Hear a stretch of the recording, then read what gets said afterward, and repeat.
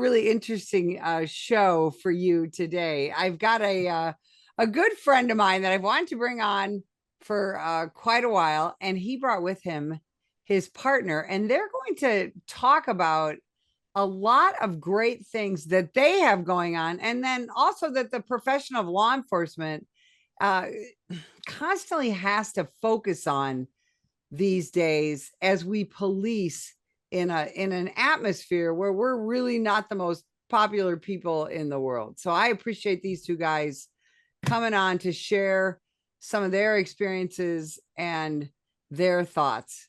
Giovanni, Rocco, and Dutch, welcome to the show. Thanks, Betsy. Great to be here. You guys, I Yep, really thank you. appreciate you coming on, and I'm going to start this by asking each of you a question that I always ask anybody who has been in law enforcement.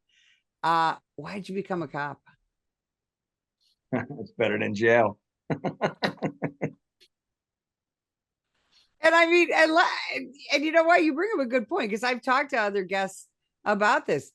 Not everybody who becomes a police officer was like, an altar boy and, head of the 4-H club and all that stuff. Right, Giovanni? Right. Yeah, that was me. I mean, I'm third generation police. So, I knew I had that burning desire in my belly to want to do it. I just didn't know I was capable of it until later in my life. Dutch, how about you? What led Yeah. you to your career? Yeah, I don't my dad was a blue collar worker. He worked in a factory building semi trucks, transmissions. My mom worked in a factory. I never knew a policeman or a policewoman or a cop in my life. I seen them, I saw them around, but my involvement with them wasn't bad or good. They were just part of life. We left a small town in Iowa and moved to a larger city outside of Detroit called Ypsilanti, Michigan. And there I saw police doing kind of work that was, I don't know, it kind of controlled the chaos. And I saw them a little more as a positive thing. They were kind of like superhero looking to me. The uniforms and their cars and their presence was cool. But mostly I just thought it was going to be exciting. It looked like an exciting job. Like you got to kind of do fun bad guy stuff without the consequences of getting into bad guy trouble. That's a great way to put it. So Giovanni, you did regular police work, and then you took on something that most cops don't talk about your career and how you and Dutch got together. Yeah, I kind of did it full circle. I started out in patrol, walking the beat, right? Walking midnights in the cold weather. I was a city cop in New Jersey, and I did that for a while. And then I was worked my way into the narcotics and plainclothes division. Kind of did a little bit of a stint in there, couple of years. And during that time, I started dipping my toes into the undercover world, doing little layups here and there, little, corner boys buying little bags of dope here and there. And then it kind of led into bigger things, onto the DEA. And then did that for a number of years. I went on to a task force with them, and then I finished my career with the FBI on a task force with the FBI task force. Dutch, how about you?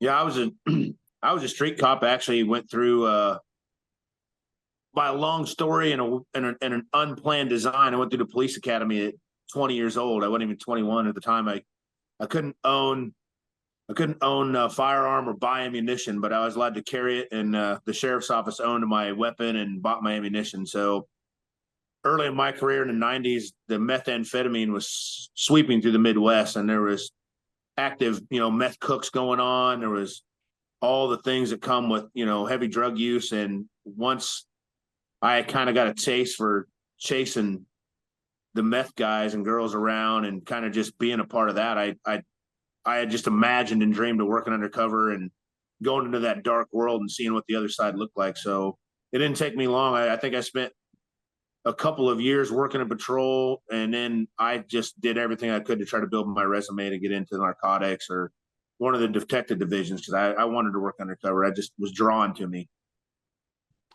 Undercover work takes a real toll on a law enforcement officer and also on their family. Let's talk about that, guys.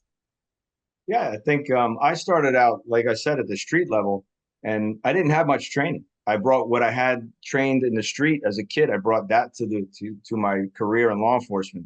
And I started doing little things here and there. I relied a lot on informants, like traditional narcotics detectives do, small time buys that were very dangerous at the time, because I worked a lot of gangs, a lot of projects, low income housing. And when you walk in there, you don't have a badge and a gun and you can't call timeout. So I quickly realized I was addicted to the adrenaline. So the more danger I put myself in, and looking back, I was so foolish for it. Almost lost my life a bunch of times. I can count on every finger I have, at least. And then it was just, that addiction became more and more. And then as I received training, but I also work major case. So what I saw at homicide scenes, what I saw at, different crime scenes, I brought that to my undercover world. It calloused me.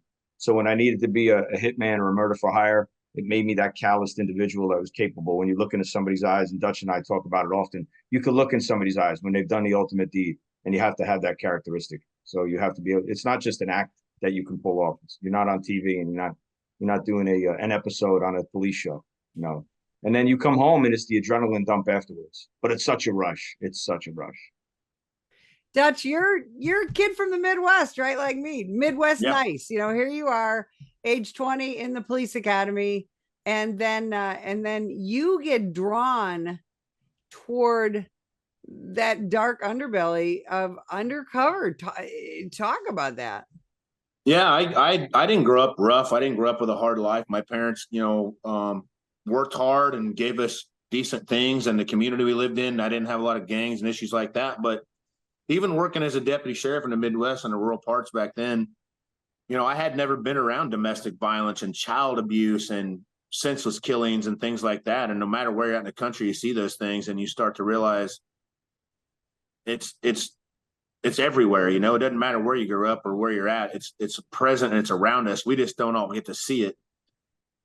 So working on the road, you were talking about the impacts of stress and mental health and all those kinds of things. And law enforcement today and then, I think, are asked to do so many different kinds of tasks, whether it's talk someone out of suicide, de-escalate domestic violence. On the one hand, as a human being, you see all sides of these things, and it's hard to imagine any good or evil in it at all. It just seems like life. So those stressors do attack you. Car wrecks, children losing their lives, entire families losing their lives. Like that weighs on all first responders, I think, heavily, and you carry those with you. But working undercover, I don't know. That was a different scenario. I think the hardest thing for me working undercover was, at least when you wore a uniform and a badge, you'd come home and take it off. You could hang it up and kind of disappear into the world. But working undercover, the way I look now is the way I looked then has always truly been me. But you don't hang the hat up as easily. You come home walking and talking to walk on a street, and then you got to take your kid to swimming lessons and send them on to parents that are financial advisors and teachers and software engineers, and so they're looking at you and you feel like an outcast. And that is definitely something hard. I'm not going to make up any excuses and say my job was a reason that I wasn't a better dad or a better husband, but I definitely think it had an influence on those things. Yeah, absolutely. So you guys both made it out, and now you have this wildly popular podcast, and everybody loves true crime podcasts now, right? The country is obsessed with them. Talk about what you guys are doing and why it's so popular. Yeah, we're the host of the podcast. The podcast is Inside the Life, with Giovanni and Dutch, and it's hosted by the Mob Museum in Las Vegas. They're the Mob Museum is the organized crime museum and law enforcement museum in Las Vegas, and they came to us and asked us if we would host a show, and it's been going great. We're about 7 episodes premiered already, and just a great lineup of guests, great content, showing what it's like to be inside the life that we lived, and a little bit of the life from the underworld for people that didn't choose the path that we took, maybe took a little bit of a criminal path and had some stories of redemption later on. And then we do a little pop culture. Little pop culture is some of the people who maybe portrayed some of the criminals and the arch criminals and the police officers on TV and movies. And they tell what their life is like portraying our lives on TV and movies. Dutch, what's your favorite part of the show? Well, to tell you the truth, I grew up in the Midwest, and I know you did too. And so the mafia and the mob museum and all of that is something kind of new to me. I didn't grow up around wise guys. I never even knew much about the culture. So it's fun for me to be in there. And Giovanni is great at kind of taking the reins and leading us down, the Italian culture and the mafia lifestyle. And I think I'm kind of that voice that's in there like, all right, well, what's it look like to do a 60-kilo heroin deal, like, were you guys carrying like AK-47s? Like, were you wearing suits and ties? Were you driving Cadillacs? Like, I kind of bring the details out for the rest of us that don't know that part of inside the life. I have my own stories on my own very interesting things that have happened to me, but I had never been around a mafia family or never even entertained the idea that I would even play a role in a mafia family until I met Giovanni. Well, and Giovanni, you do a phenomenal job of communicating to people what that life was like. You're an incredible public speaker. You're also an entrepreneur. You're a really busy guy, and you. And I know you did this for me, where you were really able to bring to life what that kind of life is really like for a law enforcement officer. Because again, most people see it right on TV or in the movies or things like that. And even people who are cops, I was undercover, but it was a statewide situation. Your situation was literally international and frankly crazier than most movies are made about it. Oh, thanks. It was a wild, but Dutch and I have had wild rides together and independently. We were blessed. I mean, later in our career, the unit that we were in was a national covert unit, and it was an international unit as well. And we just worked anything from street crimes like you described, right? Because that's where my passion was, going back to where we started, right? Bringing it back to where it all began. I would love and just rolling up on a corner right now on a bicycle, buying little bags of dope, right? But at the end of our career, we were working foreign counterintelligence. We were doing all kinds of crazy spy stuff. So whoever thought, like 2 TFOs, 2 cops from the Midwest and a cop from the East Coast, and here we are doing this crazy work. So it's a blessing, and I'm honored to be able to do it with Dutch. Because our relationship outside the show and work, even when we were undercover, has always been what you see on film when we're together. We've always had that dynamic. That's the minute we met in a training, and it's always been like that.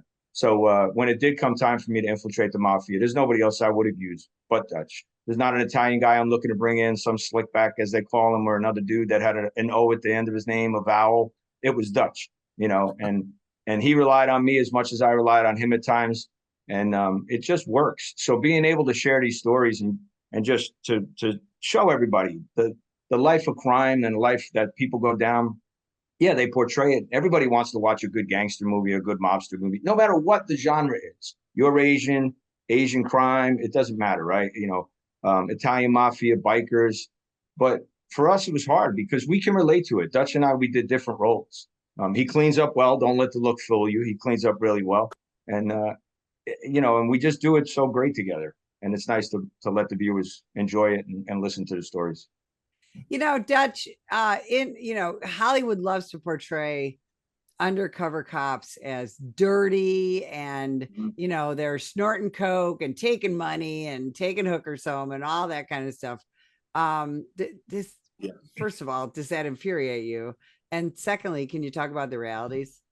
Yeah, and I'm actually really, Sarge, I'm glad you brought that up, because I think everybody assumes and wants to know that, and the theatrical impression of us is what it is. But at the end of the line, like, we are sworn law enforcement officers that must live by integrity. We have to be honest. We have to tell the truth. Otherwise, what we're doing, I mean, we're basically deceptively sneaking into a world, and it's not to be taken lightly, and it's not to be mocked. It's not to be made fun of. And there's right and wrong, but as a law enforcement officer, you have to choose to do right. So no, we weren't allowed to have sex with people. We weren't allowed to do cocaine and do drugs. Honestly, the level of undercover that Giovanni and I were working at, we rarely even carried a gun. We never carried a badge or any kind of credentials.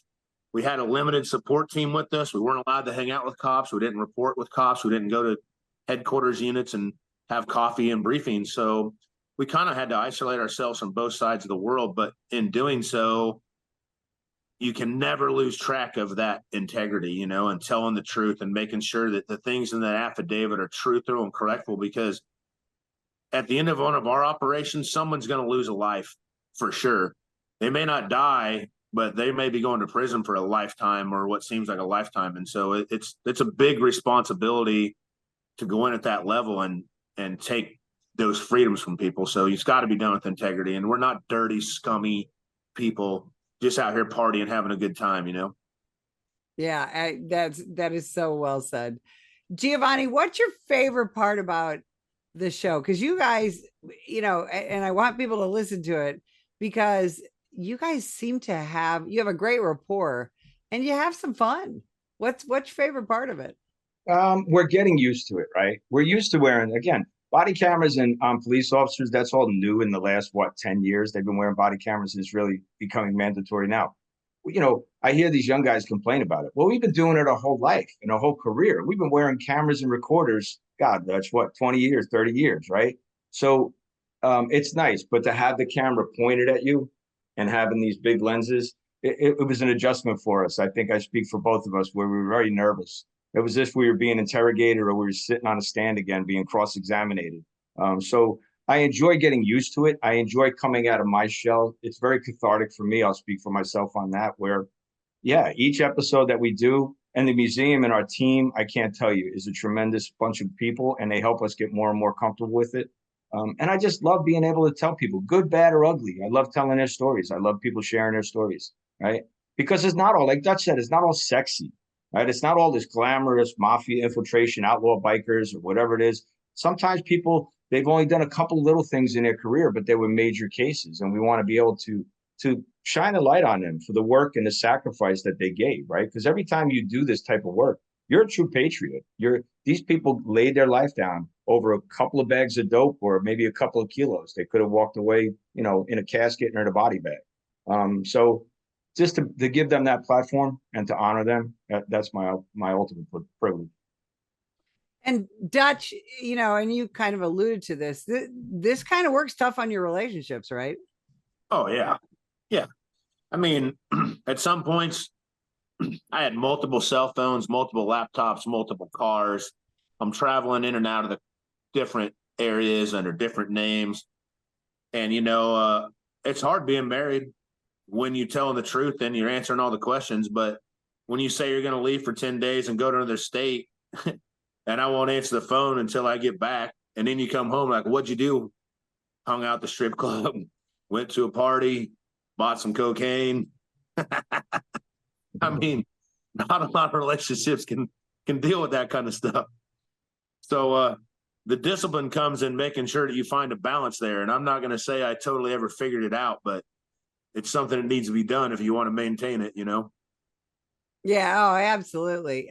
Giovanni, we just have a couple of minutes left, but mental health, police officer and first responder mental health has become a real passion for you. Talk about that for a minute.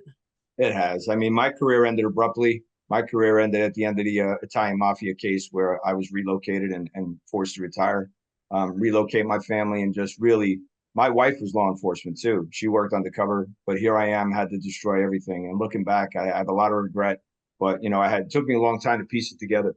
So I was in a dark place for a while. I think Dutch and I both shared some similarities in that when our careers came to an end. And you could go down a rabbit hole, you know. So for me, it was cathartic, and it was. I learned a lot about myself when I get out and speak, and when I applied my mental health strategies that I learned along the way towards the end of my career. I speak a lot about breath work and mindfulness long before it was popular. I was deploying that in my undercover life, the breath work and understanding your ticks and tells. We go above and beyond.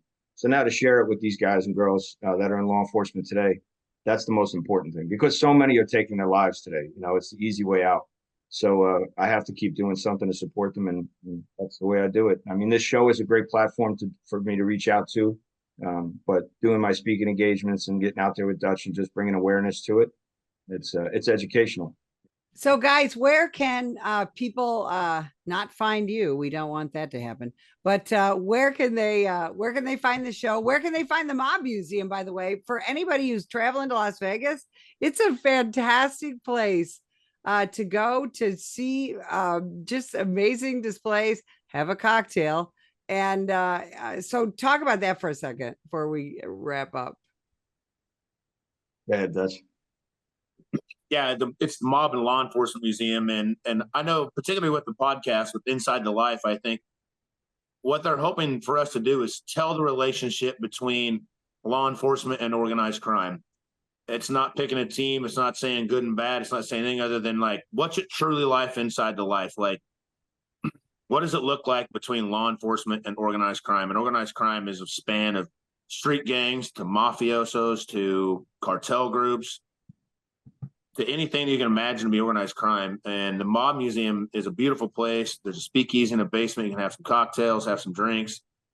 Throughout the museum, you're going to need a good amount of time. You're going to need a few hours because you think you can just walk through it real quick, get a drink, and go back to the casino life that you're used to. But once you're inside the Mob Museum, you'll want to spend some time there. It is very, very impressive. You can find us on Inside the Life Pod on Instagram and Giovanni on the Facebook one. It's Facebook Inside the Life. You can go on insidethelife.org is our website. You can catch all the episodes on that. Apple, our episodes premiere on Apple Music or Apple Podcast, Apple Pod. Yep. It's all Apple, Spotify, YouTube. I sound like a teenager now, but yeah, all those platforms. You can find it pretty much anywhere. Insidethelife.org, and it'll lead you to that. And bring your families to the museum. I mean, it really is. For the longest time, I couldn't go to the museum because I was infiltrating the mafia out in Vegas. And I would always drive by and wish I could get in there. But yeah, visit it. It's an awesome place. You can bring the kids. It's very family friendly. And they're always changing exhibits, moving things around. So even if you visited before, come back and see all the new stuff we have. It's awesome. Absolutely. Well, guys, I am so grateful that we were able to have a conversation. Everybody go find the podcast. You're going to want to binge it. Believe me, you can't just listen to one episode. And if you would like more information about the National Police Association, visit us at nationalpolice.org. Are you passionate about supporting law enforcement? The National Police Association is on a mission to strengthen our communities, protect our families, and ensure justice prevails. But they need your help. Every dollar you donate makes a difference. It funds the legal defense of police officers and police agencies, supports advocacy for pro-law enforcement legislation, and funds community outreach programs and education. Imagine safer streets, stronger bonds between officers and neighborhoods, and a brighter future for all. Join us. Visit our website at nationalpolice.org to donate today.